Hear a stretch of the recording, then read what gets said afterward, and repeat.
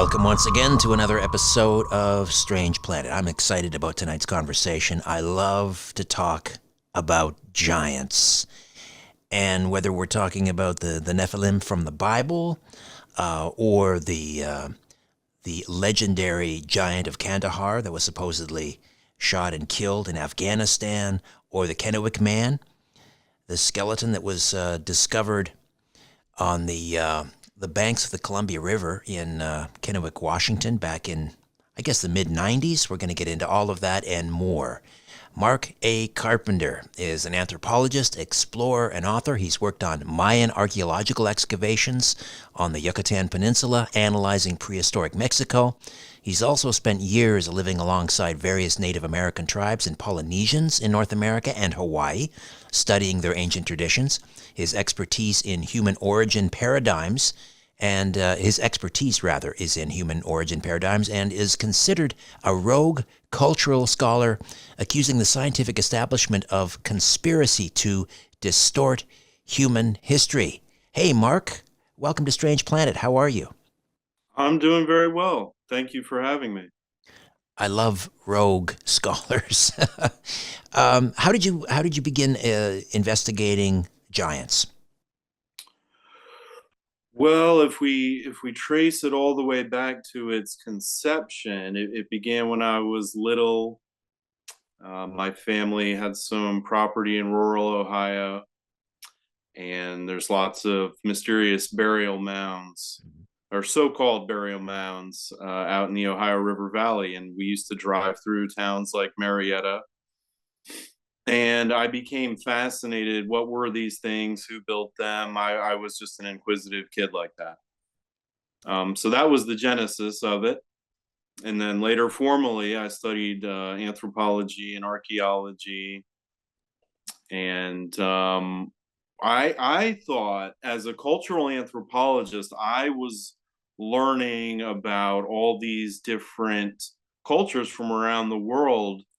But scientifically, I ended up getting redirected towards these ancient narratives about, as you say, giants, Nephilim. I found that they're a universal parallel in every ancient culture. Why is it, you suppose, that there's such resistance to exploring the possibility that there were races of giants on this earth? Is it that it doesn't? I mean, Yeah. evolutionarily Mhm. speaking, we're supposed to be, shorter and get taller. Is it because Right. it flips that on its head? That's definitely part of it, but I have found that originally that was what I thought it was exclusively about, was the defense mechanisms of the Darwinian paradigm, and that's definitely part of it.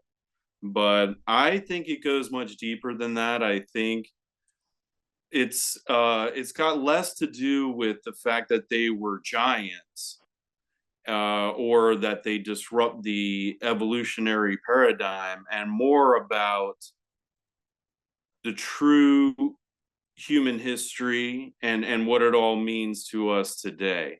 So it's really about this ancient culture. If you want to call it the Nephilim culture from the Bible, that's fine. But it doesn't matter. Like I said, it's universal to all ancient cultures. And I mean by it is this predecessor culture, this antediluvian culture, um, which was of these giants, of which these giants were the ruling elite. I was in Moundsville, West Virginia, and I went to the big mound Mm-hmm. there across the street from the old penitentiary, and I went into the Moundsville Museum. And of course, they go to great lengths to tell us that the Adena were not giants; they were just a typical height, maybe 5'7", 5'8". I just thought that was extraordinary that they went to so much trouble to try and disprove the giant. What are your thoughts on the Adena? Were they in fact giants? Well, okay, so it's complicated. Yes, the mound you're referring to is Grave Creek Mound in Moundsville, West Virginia. I've been there too. I've been in that museum, if that's what we want. It's more like a circus sideshow tent. Um, Okay, so the Adena. First of all, it's important to know that that word, that term, Adena, is entirely the invention of 19th century scholars and historians. So there was no tribe that referred to themselves as the Adena, nor was there ever a tribe that anybody else referred to as the Adena. They were studying these mounds. And by the way, that also goes for Hopewell, mound builders, obviously, right? So these are terms that the establishment invented to refer to an ancient mysterious culture.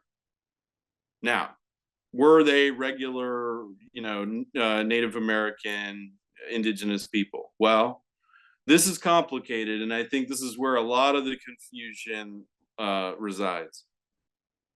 These giants lived alongside the Native Americans, and in some cases, ruled over them directly.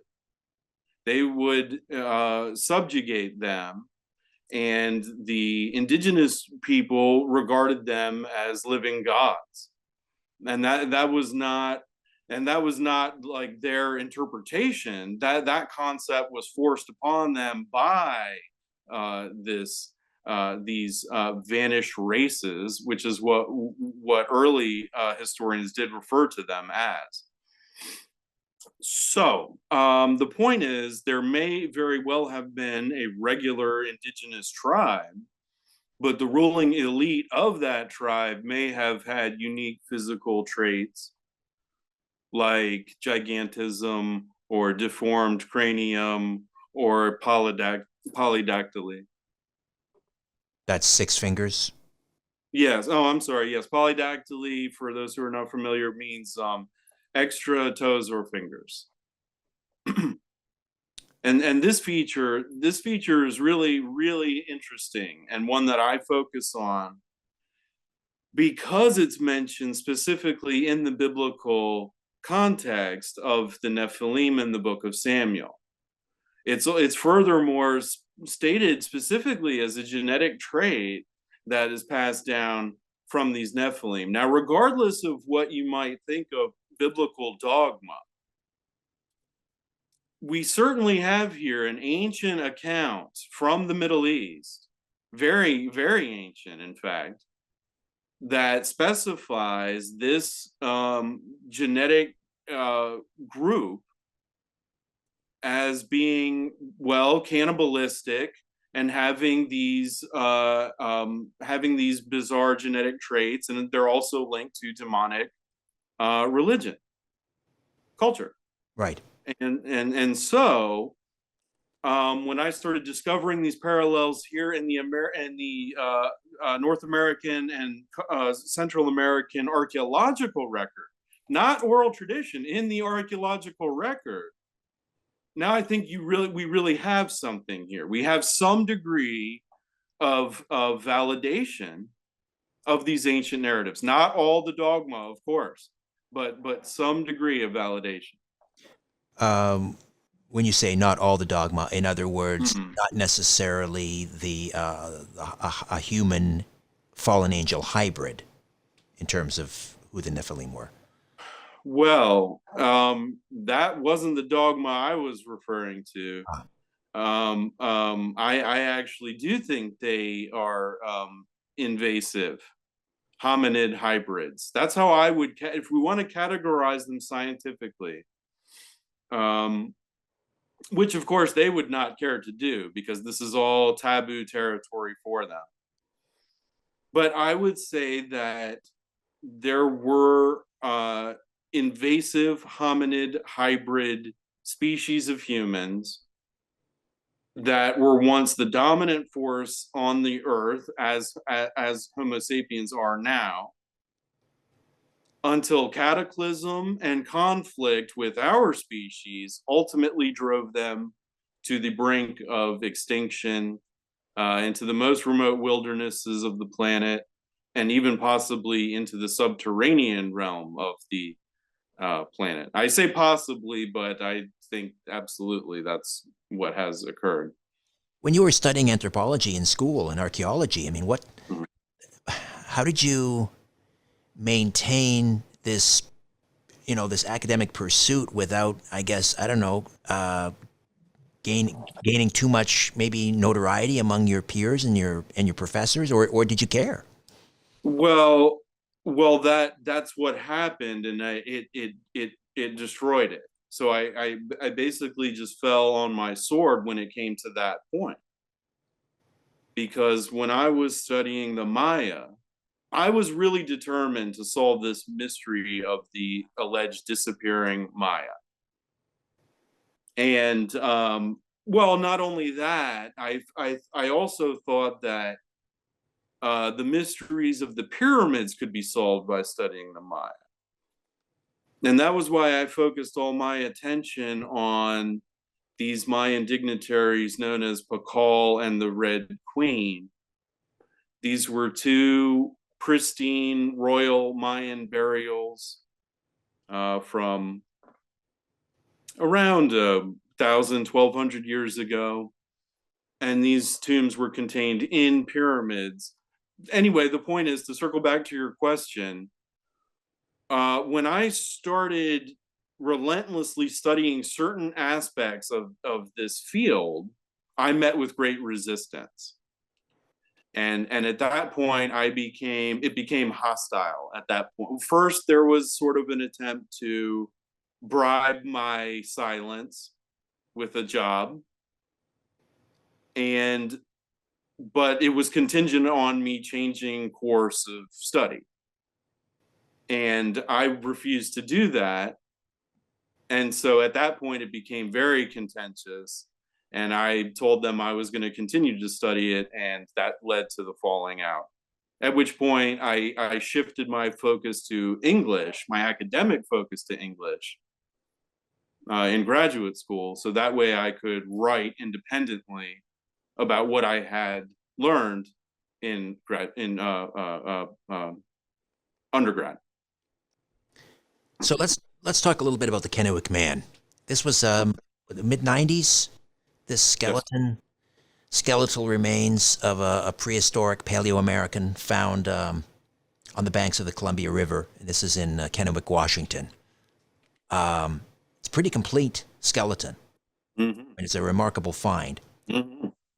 The Smithsonian claims a skeleton, typical average, 5'7". Why are you convinced, based on the photographic evidence and so forth, that it's not 5'7"? Well, it's the totality of the Smithsonian's, it's a combination of the Smithsonian's behavior, the way in which that skeleton was presented to the public, and the earlier records of the Smithsonian, before they were really the Smithsonian, when they were known as the Bureau of Ethnology. And it was under that regime that they conducted this frenzy of mound building excavations. So again, we're talking late 19th, early 20th century. We're talking guys like General John Wesley Powell, and Cyrus Thomas. Cyrus Thomas is the one who coined. It might be Thomas Cyrus. I can never get it straight in my mind. Anyway, he coined the term vanished race in regards to who he determined built this. Some vanished race was his.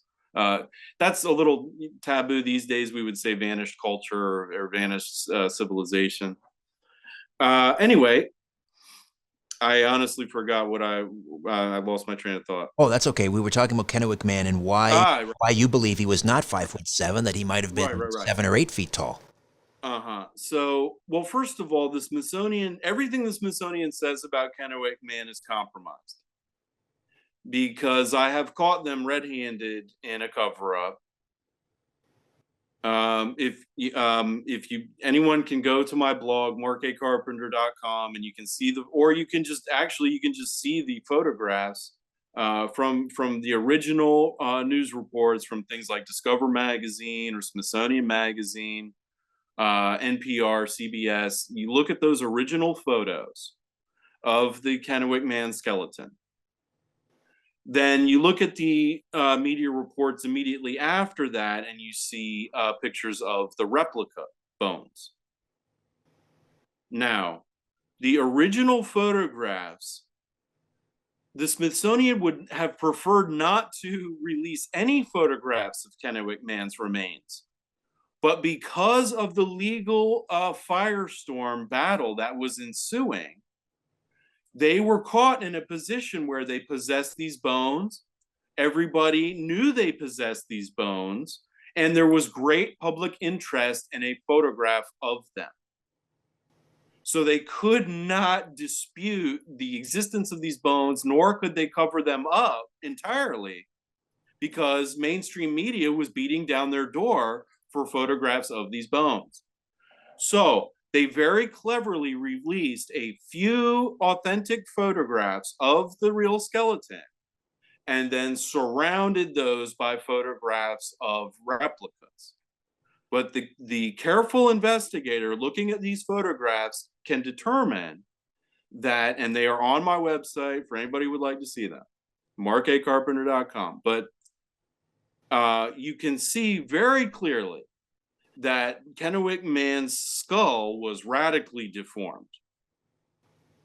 Now, we don't have to go into the entire phenomena of cranial deformation in prehistoric times, but suffice it to say, this was a worldwide phenomena that is quite controversial.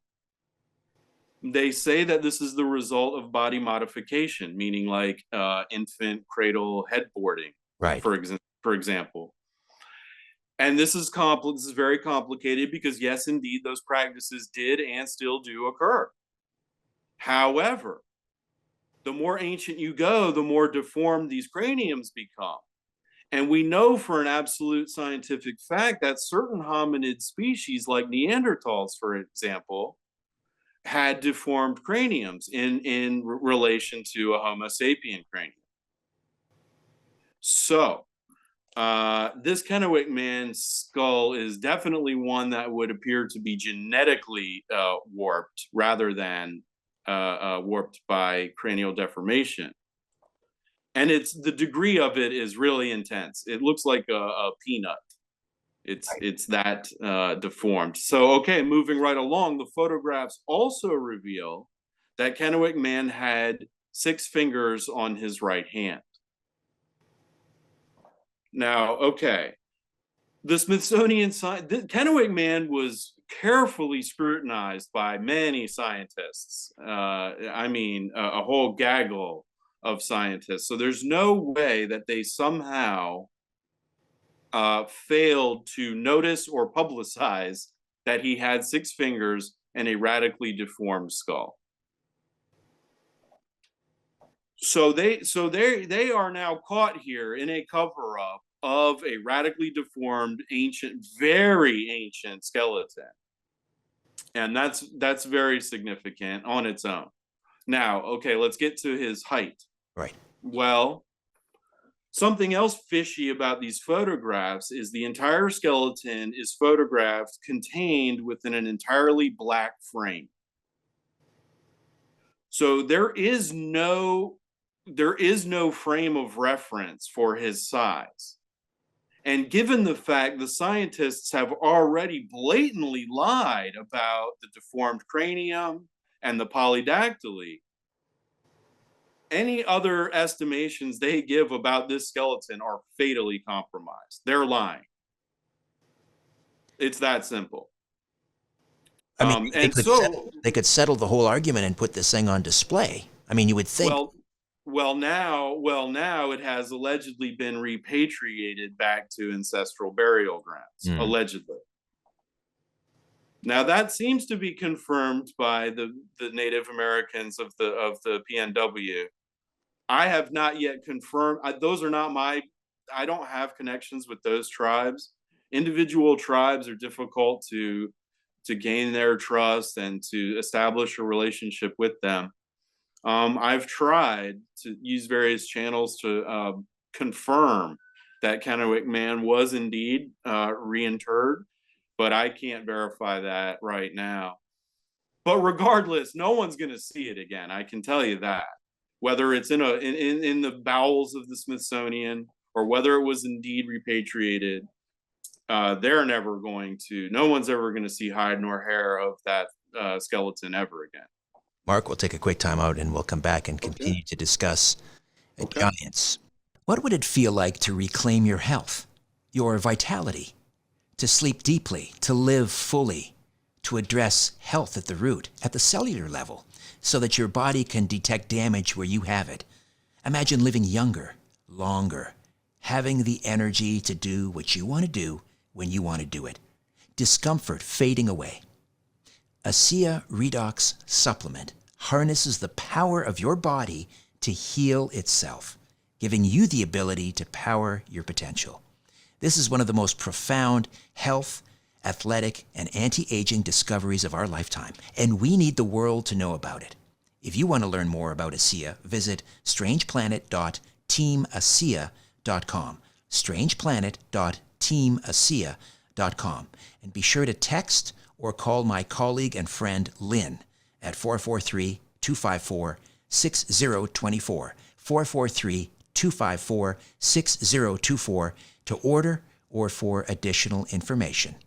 ASEA Redox Supplement. It's truly wellness redefined. And we are back with Mark Carpenter. markacarpenter.com if you want to check out the photographs of the Kennewick Man. To what extent are the the keepers of the secret using the American Indians as cover? So, for example, to prevent excavations of the mounds and so forth. Mm-hmm. You can't touch this. This is sacred land. Mm-hmm. Right. Well, it's actually really disgusting because these are the same institutions and the same people's establishments that so horrifically oppressed and genocidally murdered the Native Americans that now use alleged sensitivity to their culture, as you say, as a cover, as a guise, as a ruse to conceal real human history. Absolutely. And you can really tell this when you look at different nations where the sensitivity in the, it doesn't necessarily apply. Like, for instance, in Mexico, you'll come upon the same cover up, despite the fact that no Maya are really so upset or sensitive about excavations at pyramids and things of this nature. So yet you still run into the same resistance, even when native sensitivities are a non-issue. In some cases, the natives like excavating the pyramids because it's like enables them to be like rededicated, which was the case at Uxmal at a rededication ceremony in the 70s, which was attended by Queen Elizabeth, interestingly. And I bring that up because I find it very bizarre because British monarchs, the royals, their schedules are very tightly contained. One week they're meeting with the ambassador to, whatever, Zimbabwe or something. And for her to travel overseas to be present for the rededication and light show of an ancient Mayan pyramid, I find very very interesting. Keeping in mind that, I'm sorry. What do you think was happening there? Well, when pyramids were rededicated, there was often a lot of human sacrifice involved. At ancient Teotihuacan, now that would be as well. Teotihuacan's an absolute mystery, but when some early conquistadors were present, they witnessed a rededication ceremony at Teotihuacan in which tens of thousands of people were ritualistically murdered. These complexes often have causeways, and at these causeways are series of altars or lines of altars. And these altars on these special days would be appeased with blood libations and things of this nature. And so I just find it very interesting that she went so far out of her way to such a politically irrelevant ceremony, in which I happen to know involved a great deal of human sacrifice.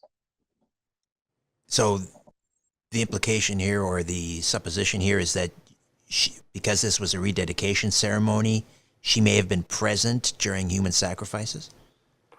That's exactly what I'm saying. I think I think you don't have to look around the modern world too hard to see traces of this ancient culture, this ancient Nephilim culture, this antediluvian culture of giants and its relationship to demonic worship. Again, even if you would prefer to remove it from the biblical context, you could put it in ancient Greek or Roman context, or Nordic context of well, the word giant itself, that's where it comes from. Giant actually doesn't mean definition like big, huge person. Giant was a specific word that the Greeks used to refer to an ancient archaic race of humans, which may or may not have been gigantic in stature. Certainly some of them were.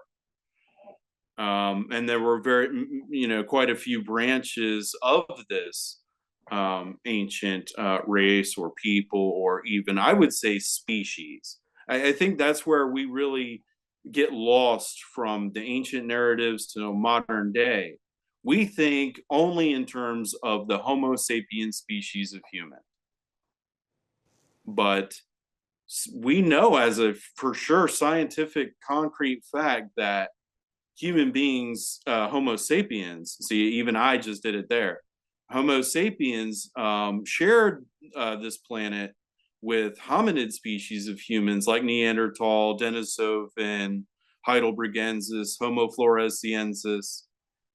We shared the planet with them for tens of thousands, if not hundreds of thousands of years. You mentioned that And, in a yeah, and go ahead. Go ahead. I'm sorry, it's very complicated, this labyrinth, but bringing it all the way home, theirs was this culture of demonic worship. Okay, worship of the old gods, if you will. And now regardless if you want to believe that these are just conceptual deities of nature, or perhaps non-human intelligent life forms, which is what I happen to believe. But regardless, around this culture was practiced this demonic witchcraft, whatever you want to call it, involving human sacrifice and ritualistic murder and cannibalism and things of this nature. And I'm suggesting to you that this culture is alive today, even still. And this is the deep, dark secret that they wish to keep suppressed. All of those giant skeletal remains, and we saw them, reported in newspapers in the early 20th century, late 19th century, early 20th century. Farmers were digging them up and so forth. Mm-hmm. Smithsonian came in. I mean, is there and of Yeah. course they disappeared. Is there any sort of a paper trail? Mm-hmm. The Smithsonian took, are there receipts, in other words? Yeah, yes, there is, and these are the Bureau of Ethnology reports that I was referring to. It's ironic and sort of morbidly amusing that um, anyone would think that this is some sort of nonsensical theory with no hard evidence to back it up. Anybody who believes that simply hasn't done the research, because in the Bureau of Ethnology reports, and there have been books written about this. Right here, I have. It's written by Sarah Farmer and Gerald and Farmer, Ages of Giants. They do an excellent job of combing through the Bureau of Ethnology reports, in which they say we have, unearthed. They use terms like unique physical traits, and they will outline the discovery as 7'6" tall giant with warped skeletal features. And so, yes, there is indeed a paper trail. Now, it's incredibly fuzzy. I mean, we're talking reports, early archaeology, which was haphazard at best. You also find reports in the historical archives of just local townships, because they had historians who documented these things. And people read those now and they're like, well, I don't know, what to make of this. They're absolutely 100% legitimate. I have several of them. It's all the same story, just like you said. A burial mound was excavated, a big weird skeleton was discovered. Officials from the Smithsonian have swooped in, and they're taking it off to be studied in a laboratory somewhere. So were they destroyed, do you think? I don't know, dumped in the ocean, burned, or is it possible they're thinking like Indiana Jones, there's a big warehouse somewhere? I would say they're keeping them.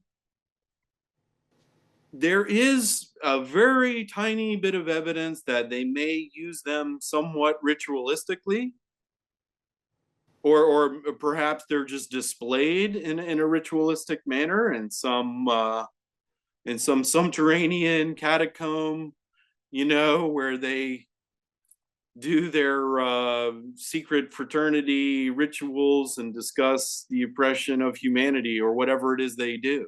Bohemian Grove. I'm sorry? Maybe at Bohemian Grove. Yeah, well, I would say it's no coincidence that some of these secret societies are named things like Skull and Bones, or the Freemasons. The masonry they're referring to is the ancient megalithic masonry of the Nephilim. That is the sacred geometry to which they refer, which they display at places like Washington, D.C., with your giant obelisk in front of a reflecting pool. This is an ancient antediluvian display of pagan culture, but it's actually much more than that. But we can just leave it there to keep it from getting too strange. Yeah, but it's an occult practice is what I'm getting at. And yeah, and are they just sitting around in a chamber somewhere where they're better off forgotten? Are they studying them? Are they using them in some occult fashion? I really can't say, but I would say they have not destroyed them, unless it was part of some ritualistic destruction, perhaps. All right, Mark, another time out, back with more in a moment. Sure. What would it feel like to reclaim your health, your vitality, to sleep deeply, to live fully, to address health at the root, at the cellular level, so that your body can detect damage where you have it? Imagine living younger, longer, having the energy to do what you want to do when you want to do it. Discomfort fading away. ASEA Redox Supplement harnesses the power of your body to heal itself, giving you the ability to power your potential. This is one of the most profound health, athletic, and anti-aging discoveries of our lifetime, and we need the world to know about it. If you want to learn more about ASEA, visit strangeplanet.teamasea.com. strangeplanet.teamasea.com. And be sure to text or call my colleague and friend Lynn at 443-254-6024. 443-254-6024 to order or for additional information. ASEA Redox Supplement. It's truly wellness redefined. We're talking giants with Mark Carpenter. MarkACarpenter.com. MarkACarpenter.com. The links are in the episode notes. All right, so the Kandahar giant, this story, I don't know, I heard it first from Stephen Quayle on Coast to Coast. I don't know if he broke the story, but I don't know, they were Rangers, U.S. Army Rangers, looking for their missing comrades in a desert area of Afghanistan. They went to a cave where the missing soldiers were last seen, and out storms this 12 to 15 foot red-headed giant with 2 rows of teeth and 6 digits. Where are you with that mystery? Are you is that credible? What are your thoughts? Okay, well, I try to remain objective and not be a slave to my own biases. Now, I have personally come across irrefutable physical evidence of big ancient giants, not referring to Kennewick Man, and I'll get to that in a moment. But so, I can't say that something is true or not just based on a story, but I will say that the research I'm about to talk about does reveal that 12-foot hominids did exist. Geographically speaking, it would make sense that that species would be in that general realm where they found it.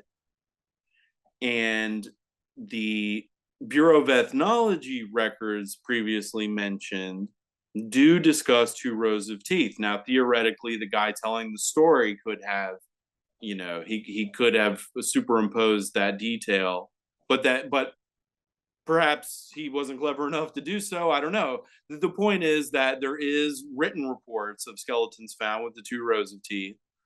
I find the red hair detail interesting.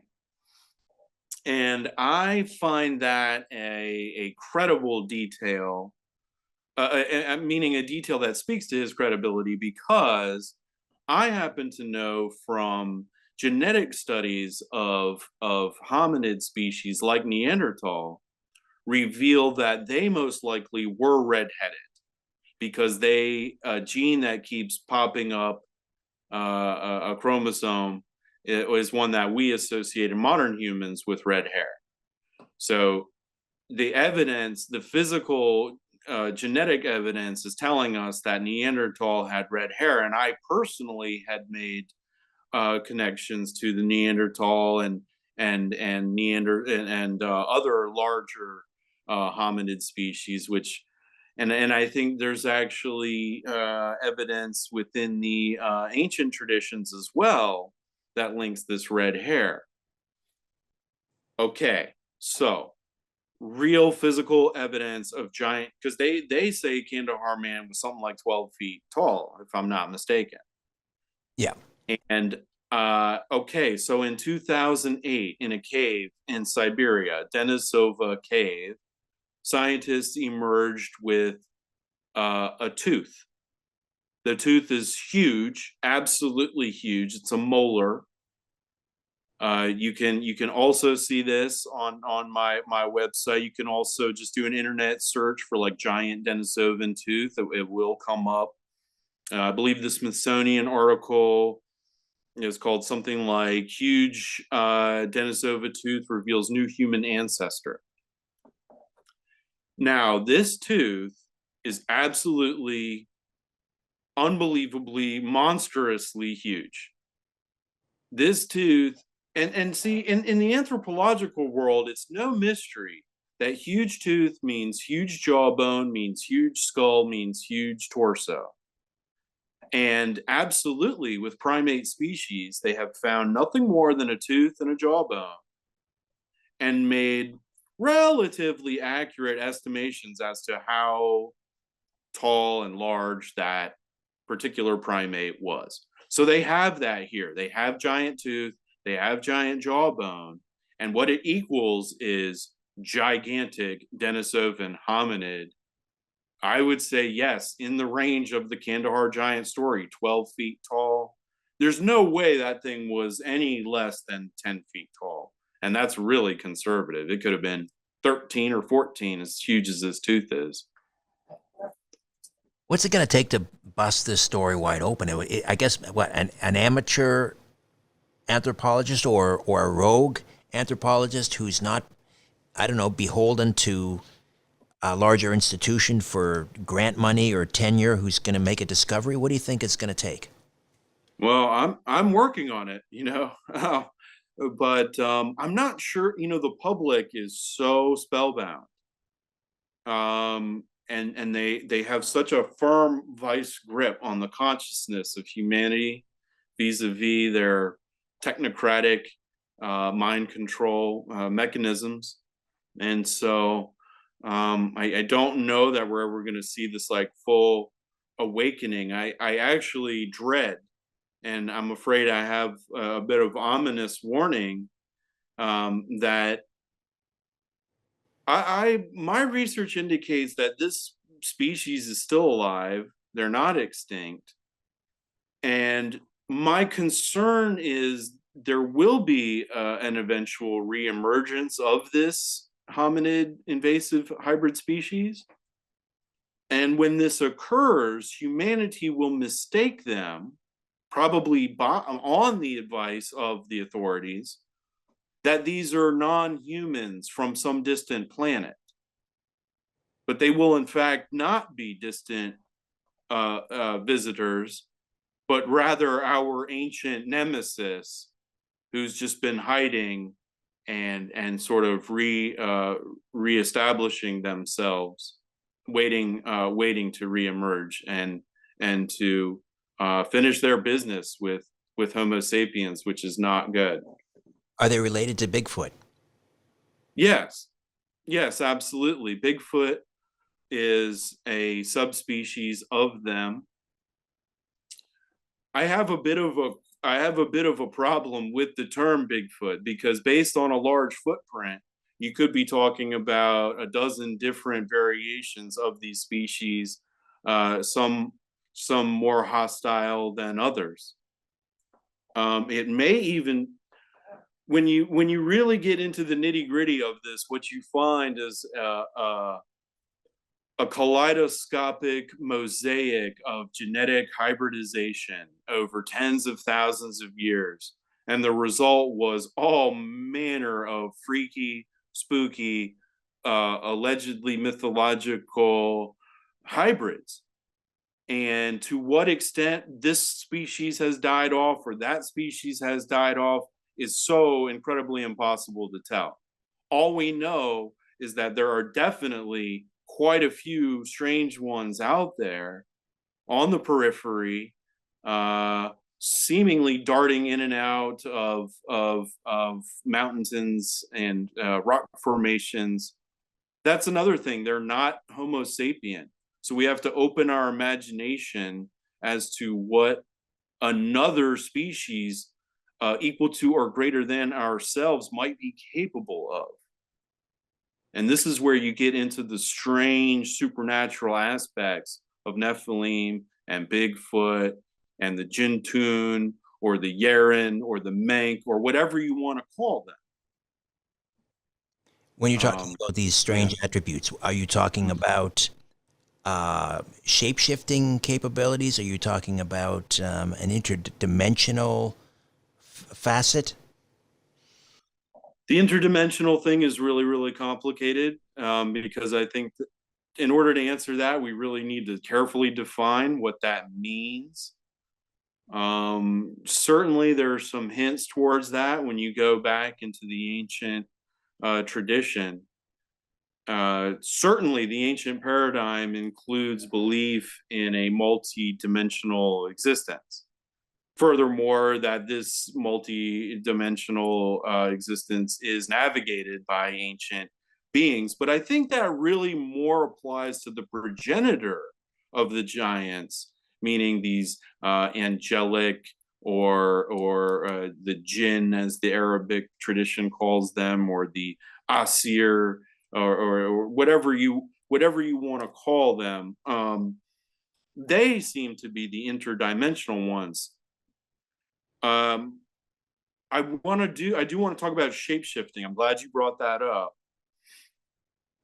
Many people are familiar with the Native American Southwest tradition regarding the skinwalker. Yes. In Chaco Canyon, archaeologists have discovered two really, really interesting and very related discoveries. They have found that the ruling elite of Chaco Canyon, which, by the way, is this cluster of really, really bizarre ancient ruins, they found that the ruling elite were polydactyls, six-fingered. They also find, now you're going to have to dig harder to find this because this is taboo. But if you research the work known as Mancorn by Professor Christy Turner, he's now deceased, Professor Christy Turner found that there was a great deal of ritualistic cannibalism occurring in Chaco Canyon as well. So you've got six-fingered elite rulers practicing strange occult rituals and cannibalism. Now, really quickly, this and in that same region, right, we have the legend of the skinwalker. The skinwalker effect, for those who aren't familiar, was achieved through occult purpose, through occult methods. So the practitioner would wear the skin of a hide of a freshly killed animal, imitating its locomotion to a certain frequency and pitch of the chanting. And this entire effect achieved the shape-shifting transformation. Now, stay with me.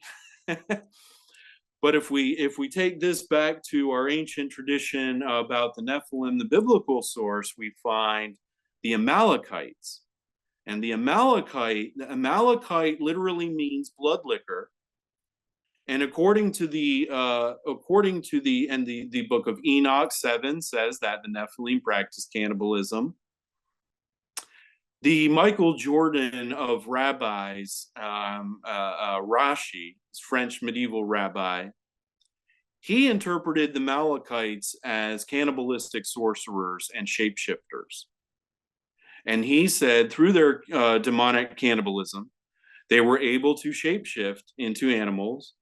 And this is why the edict was given to annihilate all of the women and children and livestock, which many people misinterpret as the Hebrew deities like extreme cruelty or genocidal nature.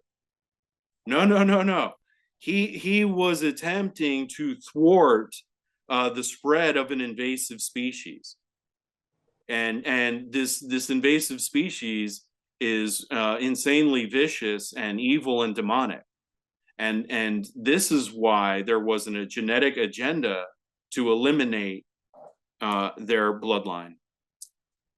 And it was a failure, just as the narrative says. The narrative says that this agenda failed on account of Saul's refusal to do so. And it would seem there's some validation here because we find six-fingered cannibalistic demonic cults present less than 1,000 years ago in New Mexico. He did not allow for the thorough chlorinating of the gene pool, I guess. Mark, absolutely fascinating. I want to have you back on again in the not too distant future. Thank you so much. This is absolutely incredible information. Thank you. I appreciate it. I'm really glad that people like you are doing what you do so that people like me can get these things to the public. We'll talk again soon. Okay, thank you. A new Richard Syrett's Strange Planet drops every Monday, Wednesday, and Friday. Subscribe at strangeplanetpodcast.com.